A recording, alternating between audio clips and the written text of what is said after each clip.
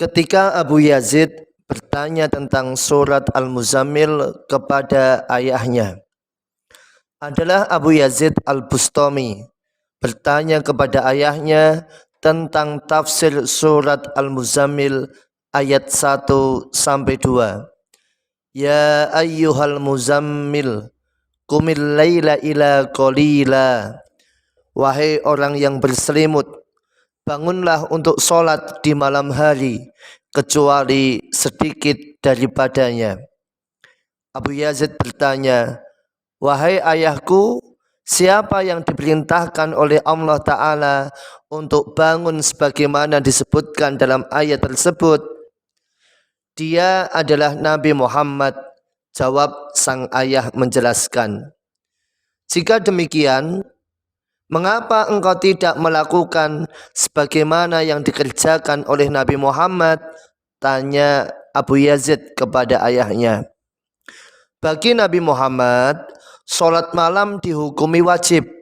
Namun, bagi umatnya, hukum sholat malam adalah sunnah.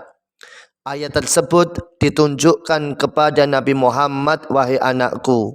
Jelas sang ayah.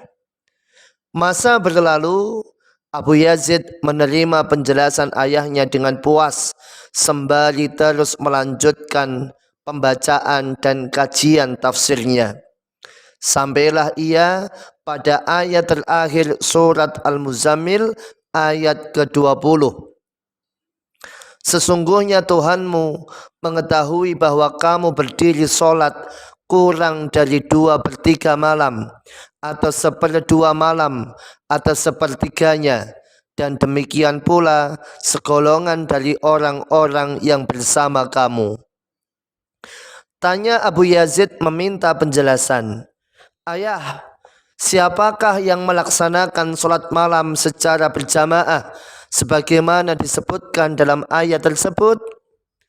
Mereka adalah para sahabat Nabi, terang sang ayah. Lantas, mengapa ayah tidak mengerjakan apa yang dilakukan oleh para sahabat Nabi? Tanya Abu Yazid polos. Setelah pertanyaan tersebut, sang ayah langsung berubah. Sang ayah benar-benar berkomitmen, berniat dari hati yang paling dalam untuk melakukan apa yang dikerjakan oleh para sahabat Nabi dalam ayat tersebut, sholat malam.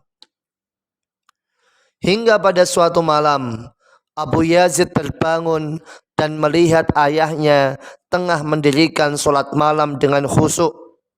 Ia beranjak mendekati dan menunggu ayahnya mengucapkan salam.